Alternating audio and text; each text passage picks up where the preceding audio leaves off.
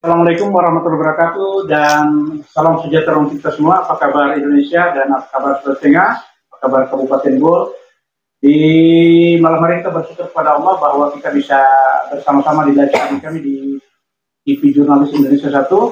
Sebelum lanjut kami akan dialog, kami minta untuk bisa berpartisipasi dengan kami di Jurnalis TV Indonesia 1 dan tentunya kami minta Anda share channel kami, like dan sekaligus subscribe. Baik pemirsa sekalian, sebagaimana kami informasikan awal bahwa pada malam hari ini kami akan menghadirkan narasumber kami serangkaian dengan persiapan pemekaran Kabupaten Bol Timur Raya. Dan beberapa bulan terakhir ini sudah digagas oleh teman-teman dan ini termotivasi dengan beberapa daerah yang sudah mekar di seluruh Indonesia dan pada tahun 2021 sudah terbuka sekali oleh pemerintah untuk bisa memekarkan daerah. Dan untuk Sulawesi Tengah sendiri itu kami informasikan pemirsa sekalian untuk Tomini Raya, insya Allah mungkin era alat undang-undangnya sudah siap dan mungkin 2020 sudah dimekarkan. Baik pemirsa sekalian, kami sudah kedatangan dua narasumber kami di studio 2 Jurnalis Indonesia 1 dan pertama ada Bapak Bahri Asiki Esos. Assalamualaikum Pak Bahri. Waalaikumsalam warahmatullahi wabarakatuh. Iya, baik Pak Bahri. Beliau ini adalah praktisi politis dan saat ini berada di DPRD Kabupaten Bol sebagai ketua fraksi Nasional Demokrat atau Partai Nasdem yang sudah paham benar tentang apa yang harus dilakukan ketika ada perencanaan teman-teman untuk melakukan kegiatan, salah satunya adalah rencana pemekaran Kabupaten Bol Timur. Kemudian beliau ini masih cukup muda. Pak Bahri ini kelahiran 79, sangat mulia sekali. Dan beliau saya ini sebagai ketua fraksi sampainya sebagai ketua vaksinasi di DPRD Kabupaten Bol.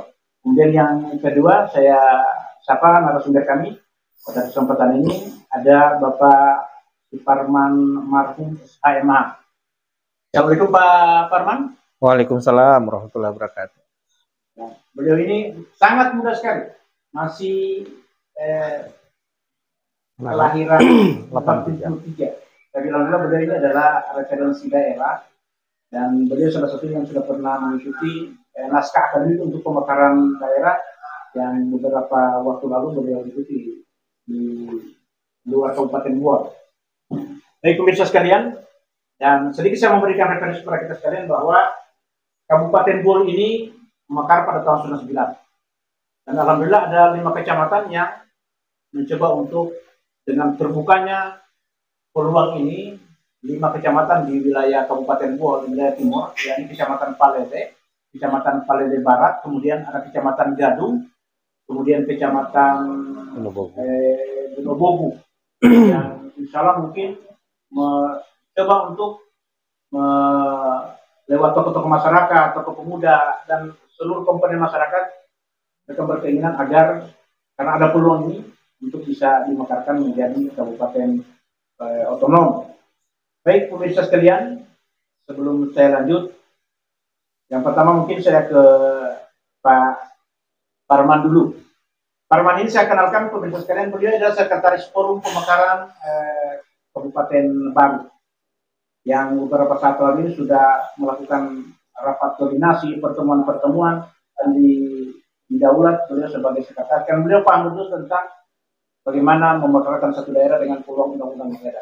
Baik, saya ke Pak Parman, mungkin Pak bisa dijelaskan sedikit kok begitu tertarik dengan Bol Timur dengan pemekaran. Silakan Pak Parman.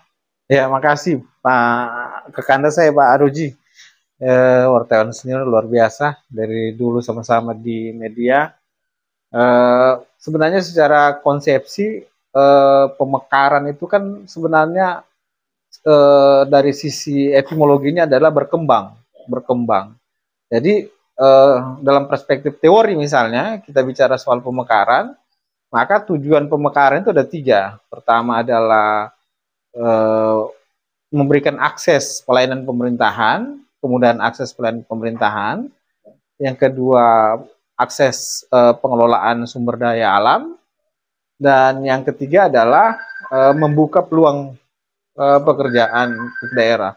Kira-kira itu yang menjadi dasar kenapa kemudian dimekarkan satu wilayah. Tentu beberapa pendekatan misalnya yang digunakan, misalnya pendekatan yang bersifat fungsional. Fungsional itu adalah pendekatan kognitifikasi. Jadi bagaimana kemudian antar link satu daerah itu bisa terbuka akses, begitu.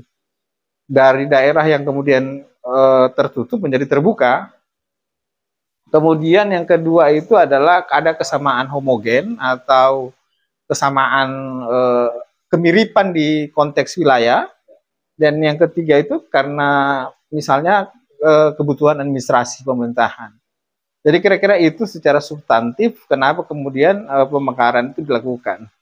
Memang dari gambaran apa yang disampaikan kakak Anda tadi bahwa Kabupaten Buwol berdasarkan Undang-Undang 51 adalah satu-satunya daerah yang belum mekar. Padahal potensi itu lebih tinggi di kabupaten, lebih terbuka begitu. Jadi dalam catatan yang saya baca dari beberapa jurnal bahwa tingginya tingkat kesuksesan pemekaran daerah itu berkisar antara 65 sampai dengan 80%. Artinya bahwa tidak ada pemekaran itu dikembalikan ke daerah. Kan? Sebagaimana konsepsi di undang-undang sebetulnya mengatur kan. Semuanya lolos. Semuanya malah lebih maju dan lebih sejahtera. Maka pendekatan itu dilakukan, pendekatan kesejahteraan yang kemudian dibutuhkan. Memang banyak kendala misalnya di dalam perspektif peraturan perundang-undangan itu tentu kita kalau dilihat di undang-undang itu pasal 33 sampai dengan pasal 43 itu kan itu mengatur tentang persyarat pemekaran. Banyak konteks kemudian dari sisi peraturan perundang-undangan terutama dari sisi syarat administrasi, syarat kewilayahan yang kemudian harus dilengkapi. Hanya memang mau tidak mau di dalam salah satu kendala yang muncul itu adalah konsepsi pengelolaan keuangan. Karena itu kan sistem tax earmark. Ya. Tax earmark itu maka satu daerah kalau tidak punya potensi sumber daya, maka itu susah untuk membelanjakan karena dia dikembalikan. Jadi daerah-daerah yang mampu mengelola sumber daya alamnya, kemudian seperti Morowali, Kota Palu dan sebagainya, itu tidak terganggu dengan kebijakan tax earmark itu. Karena pajak dan retribusinya tinggi.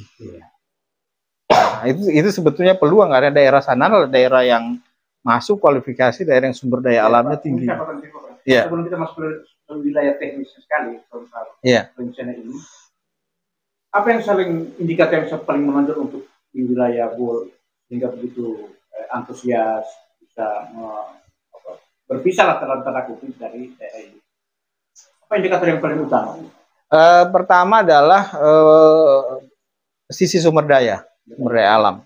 Sumber daya alam yang jadi sebenarnya ketika itu bisa dikelola secara baik sebetulnya perkembangan satu daerah itu akan semakin pesat. Yang kedua itu sisi konektivitas sebetulnya. Jadi daerah-daerah yang secara fungsional modelnya pegunungan semacam itu harus dibuka akses.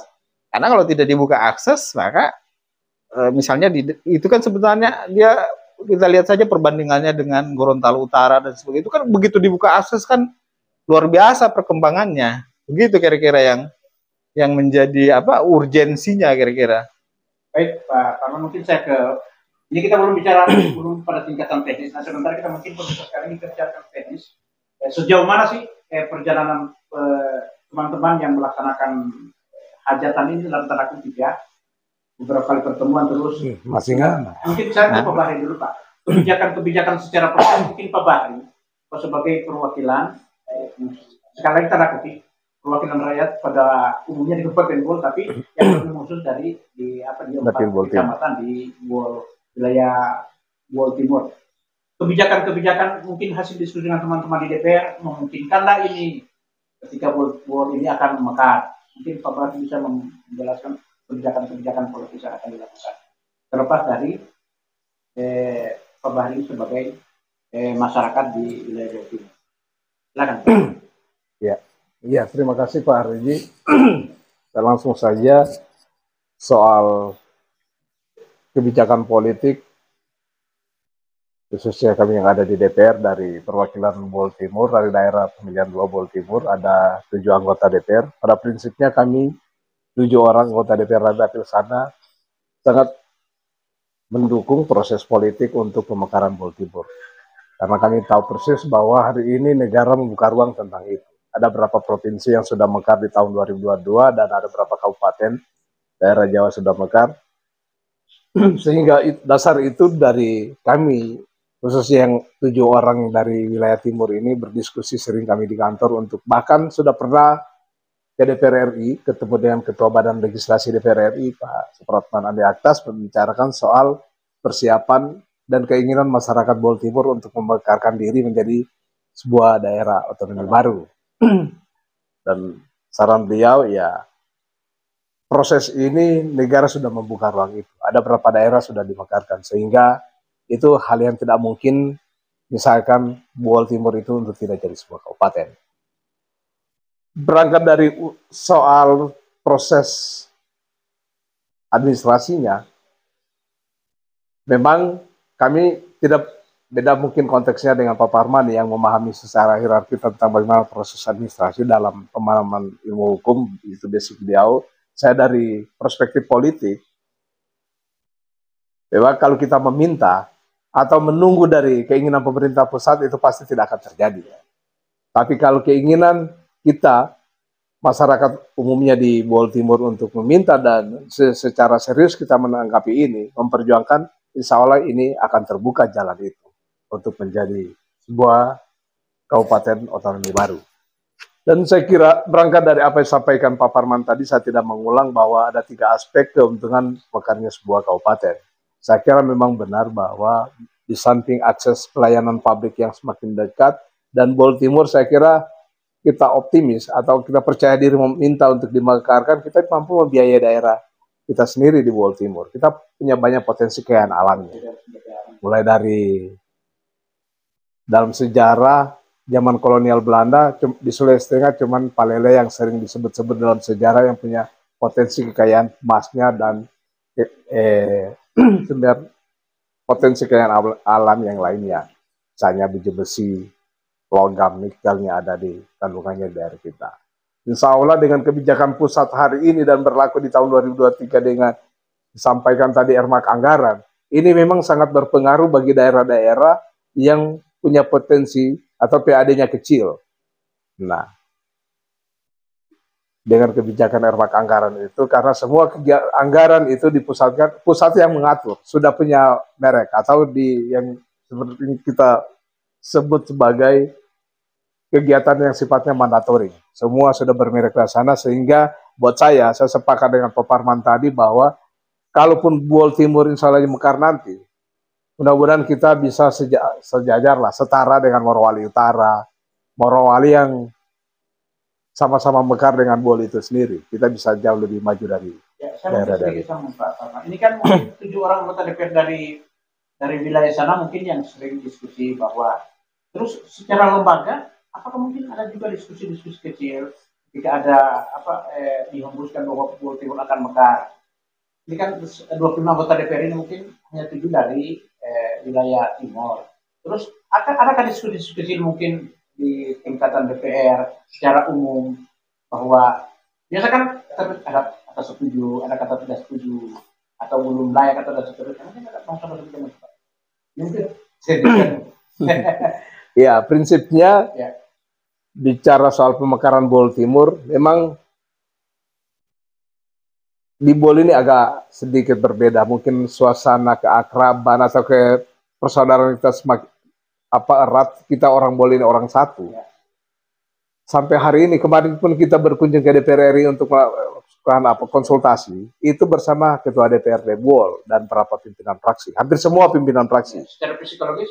Secara psikologis, tidak ada juga kata menolak. Ya, intinya insya Allah semua bisa mendorong itu. Apalagi di salah satu di unsur pimpinan DPRD Kabupaten Bol ini ada putra dari Bol Timur yang menduduki jabatan itu. Insya Allah bersama-sama kita ke depan dengan bergandengan dengan 25 anggota DPR di Kabupaten Buol, ini bisa mendorong diskusi-diskusi ini lebih maju lagi dengan bagaimana dan soal kesiapan-kesiapan itu dengan teman-teman forum. Ya, baik, Pak Barman. Saya mungkin ke Pak Barman ya.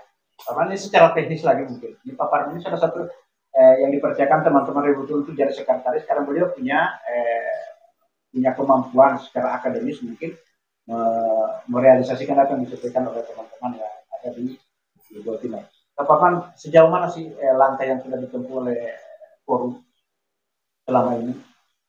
Kemudian batasan administrasi sudah sampai di mana sih? Sekarang kan di forum kita sudah sangat ramai bahwa ini isapan jempol belaka ini. Nah, mungkin bisa dijelaskan supaya lebih terang benderang ke. Ya, terima kasih. Terkait dengan pembentukan pemekaran daerah itu tentu itu adalah kebijakan pusat berdasarkan Undang-Undang 23, maka dasar pembentukannya itu dibentuk oleh undang-undang. Karena dia dibentuk oleh undang-undang, maka otorisasi pembentukan peraturan perundang-undangannya itu adalah Presiden dan DPR. Gitu. Posisi kita ini hanya dalam kapasitas untuk mendorong proses pemekaran misalnya. Jadi mulai dari tim dan sebagainya itu misalnya melakukan feasibility study terhadap kondisi daerah, apakah layak atau tidak, melakukan analisis administrasi layak atau tidak, itu semua otorisasinya di pemerintah pusat, di Kemendagri. Jadi upaya yang kita lakukan adalah sebenarnya secara politik itu ada semacam komitmen politik yang disampaikan oleh DPR, karena saya ikut juga perkembangannya. Kebetulan pada sidang penutupannya itu disampaikan melalui rapat paripurna. Dan itu terdokumentasi, terarsip oleh pemerintah daerah, bagaimana kemudian politik, kebijakan politik pemerintah ini mengarahkan untuk pembentukan pemekaran.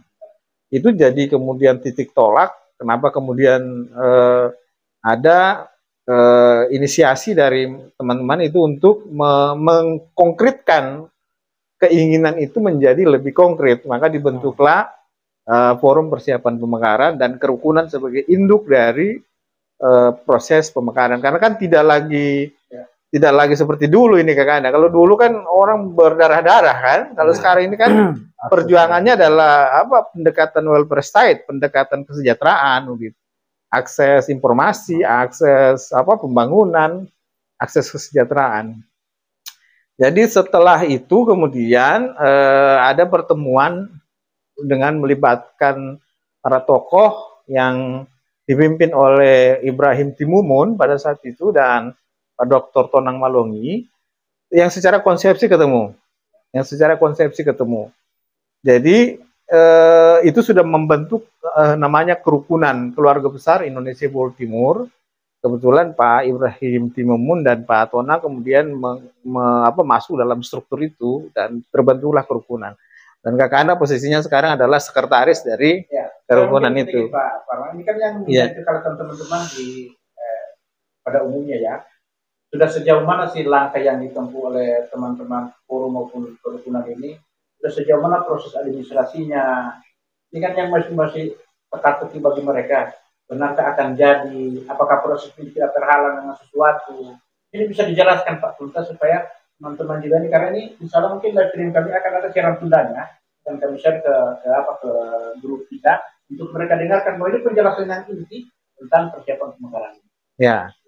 Terutama soal naskah akademik mungkin Ya, naskah akademik itu kan sebenarnya adalah dasar dari pembentukan peraturan perundang-undangan. Jadi persyaratannya adalah penyusunan naskah. Penyusunan naskah itu tentu isinya itu tentang pertama pertimbangan filosofis, pertimbangan sosiologis, dan pertimbangan yuridis kenapa dibentuk satu peraturan perundang-undangan, khususnya pembentukan kabupaten. Kira-kira itu menjadi kerangkanya. Nah, untuk tahapan itu sebenarnya itu sudah dibuat, sudah kita susun, tetapi itu masih dalam konteks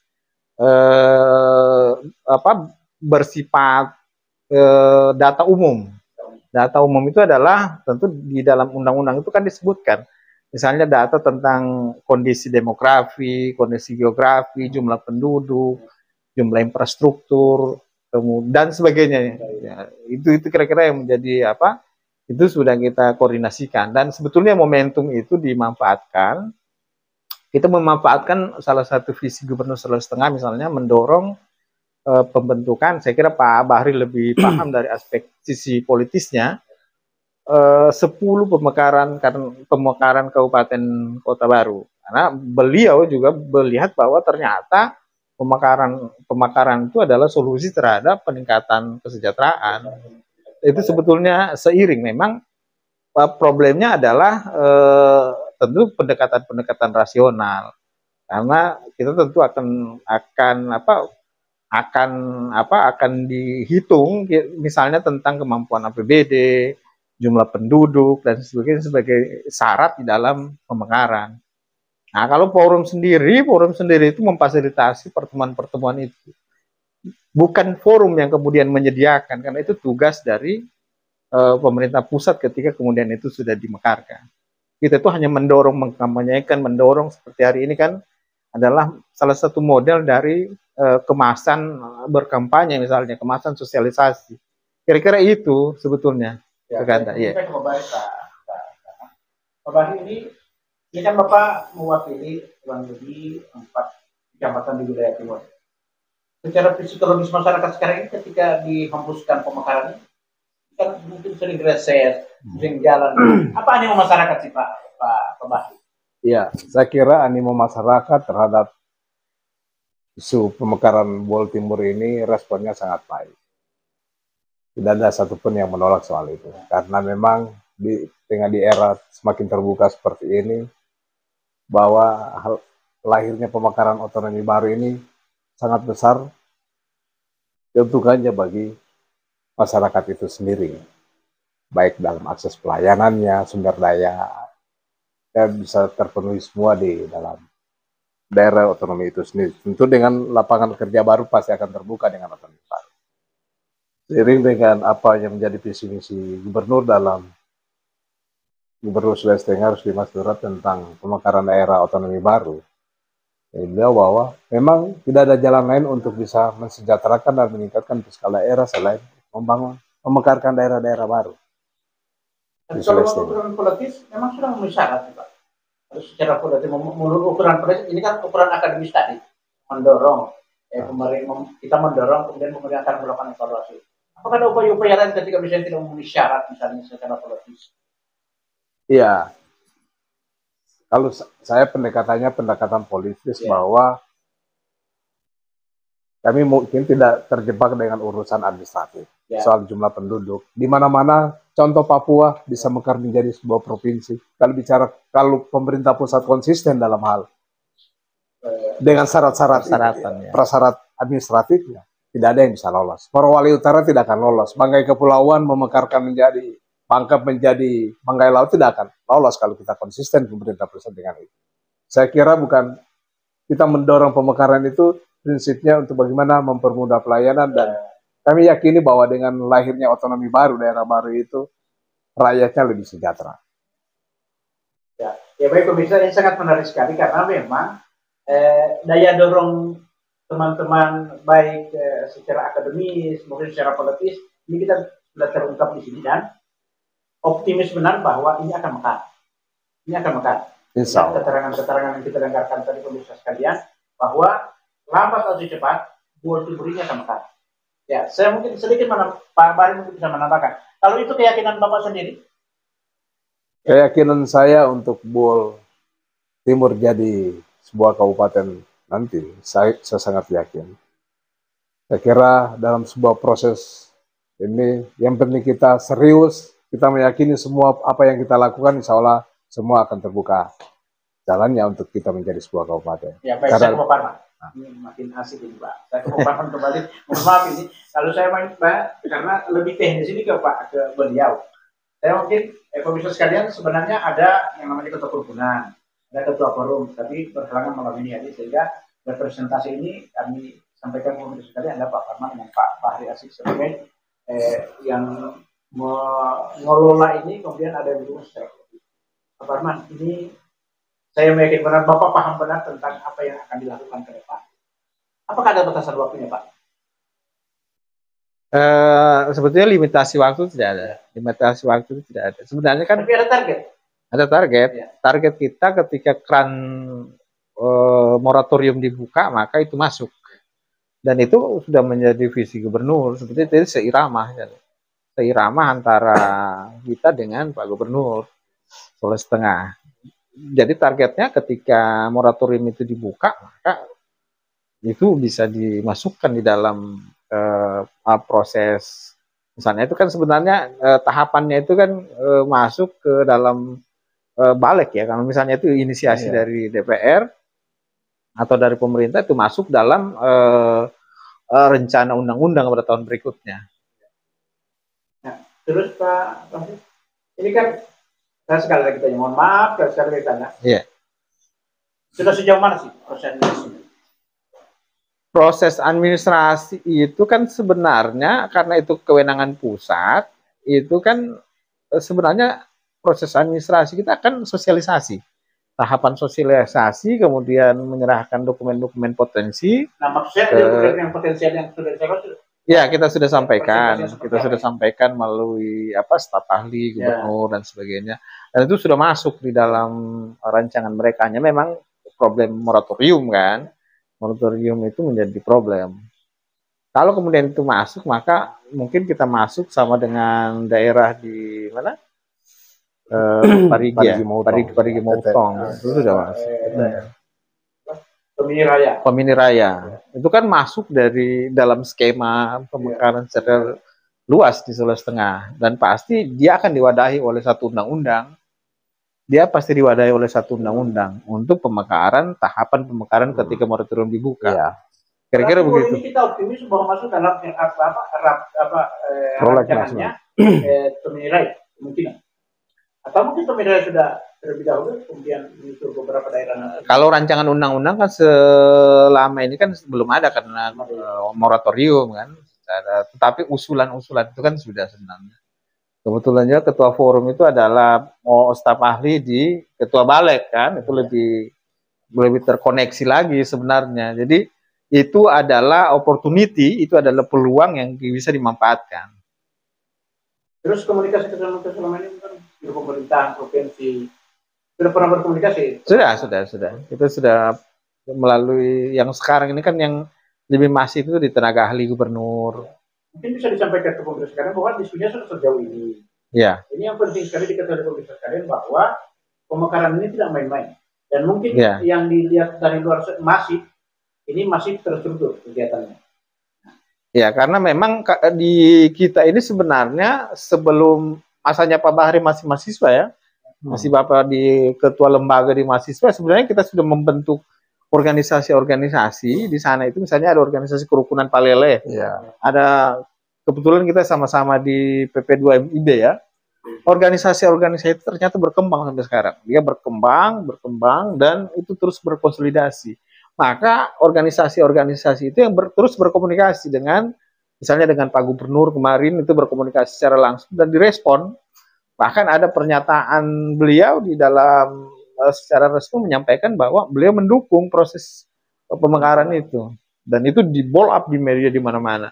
Bisa dicari di media online itu bisa gampang kita temukan. Artinya sebenarnya itu komunikasi politik, koordinasi antar pemerintah, kemudian persyaratan lainnya itu kan sudah disampaikan. Secara administrasi sudah. Ya, pemirsa sekalian, mungkin kurang lebih 15 menit kita depan. Ya, saya pikir ini representasi dari persiapan pemekaran. Dan saya yakin benar apa yang dijelaskan oleh dua narasumber kami ini sudah begitu gamblang dan sudah bisa membuka bahwa wawasan kita bahwa Bol ini akan mekar. Mungkin ada sebelum akhir ini mungkin ada pesan-pesan ke masyarakat wilayah Bol Timur secara akademis, kemudian nanti ada pesan-pesan secara politis. Bila kemungkinan pertama mungkin Bapak akan lanjut. Iya, jadi sebenarnya karena kita ini sebenarnya homogen. Homogen itu adalah ada kecirian yang sama, mulai dari Palele Ungu sampai dengan Lakuan. Itulah ciri homogen. Yang kemudian bukan berarti kita mau memisahkan diri, tidak. tetapi itu lebih pada membuka konektivitas. Jadi membuka konektivitas bagaimana daerah-daerah yang kemarin itu tidak diketahui menjadi diketahui, dia kemudian bisa keluar, kemudian bisa mengakses misalnya mengakses pekerjaan, mengakses dan sebagainya, sehingga kemudian itu ada ada peningkatan pertumbuhan masyarakat. Kira-kira begitu yang menjadi konsep. Jadi sebenarnya kalau kemudian ini tidak bisa dipisah karena kita ini homogen dan sebagainya. Iya, malah karena kita homogen eh, mestinya kita itu lebih terbuka begitu, lebih terbuka dan lebih bisa menerima. Jadi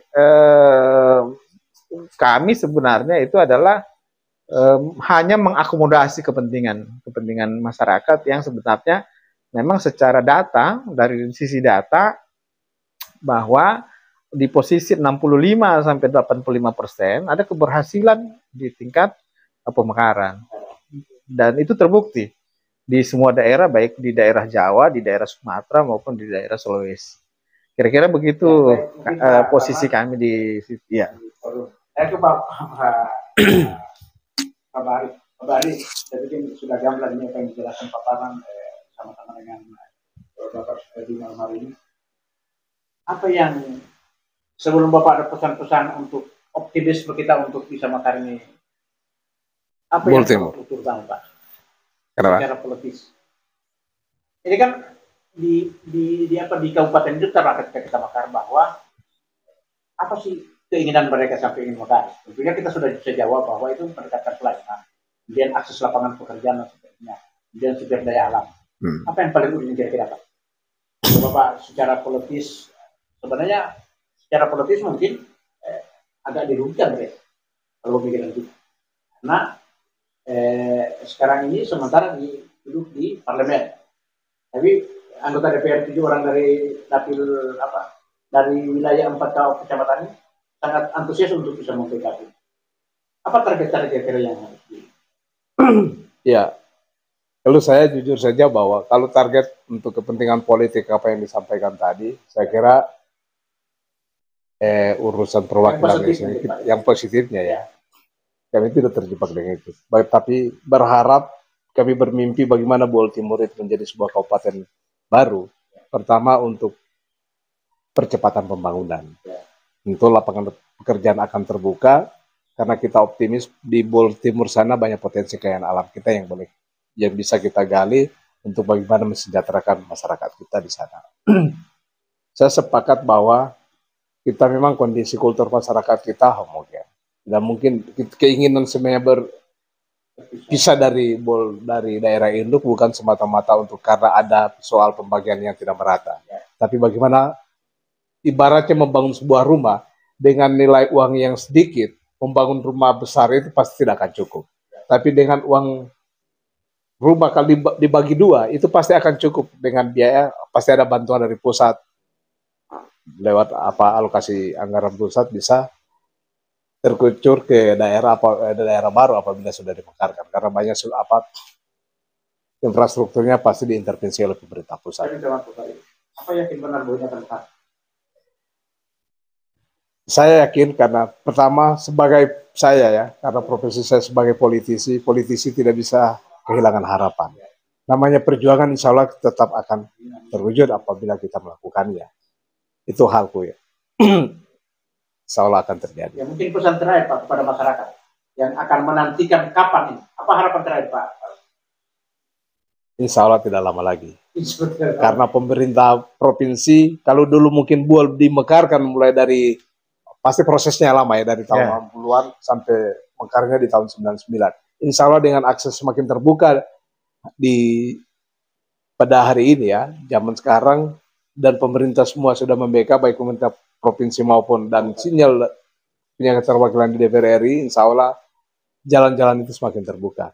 Mudah-mudahan di tahun 2023 ini ada momentum pemilihan DPR nantinya, kita bisa memanfaatkan momentum-momentum seperti itu. Insya Allah di tahun 2023 ini bisa masuk di agenda prolegnas ya, Pak Parman ya. Untuk. Oke Pak Parman, makasih banyak. Saya terakhir ke Pak Parman. Pesan terakhir kepada teman-teman sekalian yang lagi menunggu, kapan sih bisa bekal. Mungkin terakhir pesan-pesannya Bapak dengan indikator. Saya mohon maaf, ini bukan mengikat Bapak-Bapak narasumber saya untuk tapi ini pertanggungjawaban itu sama-sama. Ya, silakan Pak. Ya, terkait dengan kapan sebenarnya bisa mekar, sebenarnya kalau saya indikatornya ketika itu diundangkan kan sebenarnya sesederhana itu kalau kita membacanya. Nah, tetapi kan upaya itu terus didorong. Mudah-mudahan misalnya dalam waktu dekat ini moratoriumnya dibuka, kemudian dibuka akses karena saya dapat informasi bahwa dalam waktu dekat ini akan dibuka moratorium yang kemudian kita bisa masuk di dalam skala itu. Karena ingat loh, kita punya pertumbuhan Sulawesi Tengah ini di posisi 23% untuk pertumbuhan ekonomi. Dan itu didorong oleh pemekaran. Daerah-daerah pemekaran. Urutan ketiga nasional. Urutan ketiga nasional. Makanya momentum itu kelihatan. Kan kalau kita bicara soal cost and benefitnya kan kelihatan. Ini cost-nya berapa, benefitnya berapa, untung ruginya bagaimana.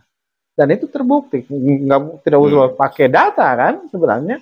Pakai tingkat pertumbuhan ekonomi saya sudah kelihatan. Dan kontribusi pertumbuhan itu adalah didorong oleh adanya pemekaran. Ya? Ada pesan terakhir sekali? Ya teman-teman, kalau teman-teman di grup, di forum misalnya ya, di forum ya, marilah kemudian sama-sama membangun spirit itu. Karena ini kan sebenarnya bagaimana kita membangun perjuangan semesta. Perjuangan semesta tanpa KOR pun bisa sebenarnya kan. Misalnya di Palele silakan mengkonsolidasi diri, Gadung mengkonsolidasi diri, kemudian Munobogo mengkonsolidasi diri. Ya, ketemu di titik yang sama. Karena apalagi kemudian kita ini sebenarnya dibentuk atas dasar kesadaran. Termasuk juga pembiayaan semesta, kan begitu. Tidak partisipasi bersama. Saya kira itulah jadi tidak ada core-nya sebetulnya, tidak ada core-nya. Posisi Kakak Anas sebagai salah satu pimpinan di situ juga tentu berharap bahwa di daerah-daerah itu bagaimana kemudian bisa menginisiasi diri dan mengkoordinasi diri kan. Kira-kira begitu tuh kan. Iya. Baik, pemirsa sekalian, sudah lebih 1 jam kita bersama dengan narasumber kami di malam hari ini. Untuk lebih jelas lagi, insya Allah kami akan sharekan secara tunda dan insya Allah mungkin akan kami jadikan juga berita pada malam hari ini dalam bentuk gambar hasil pertemuan kita pada malam hari. Dan kepada teman-teman yang berada di grup dan masyarakat Bawah Timur pada umumnya, inilah harapan kita bersama. Dan malam hari ini terbuka bahwa seperti dalam model perjuangan yang akan dilakukan teman-teman dan sudah sampai di sini perjuangan yang mereka lakukan. Pak Barit, terima kasih banyak Pak. Sama-sama Pak. Ya, Pak Parman, terima kasih. Terima kasih Kak Ganda. Ya. Sekalian demikian dialog kami bersama dua narasumber kami tentang persiapan Bawah Timur Raya akan mekar, dan insya Allah kita bersama-sama, kita berjuang sama-sama, terutama masyarakat di wilayah Bawah Timur Partai Kecamatan ini bisa menginisiasi diri untuk bisa bekerja sama dan bisa melakukan apa yang harus dilakukan untuk sama-sama kita berharap pemekaran ini secepatnya akan terwujud. Terima kasih banyak kepada kita semua dan insya Allah sampai jumpa. Assalamualaikum warahmatullahi wabarakatuh.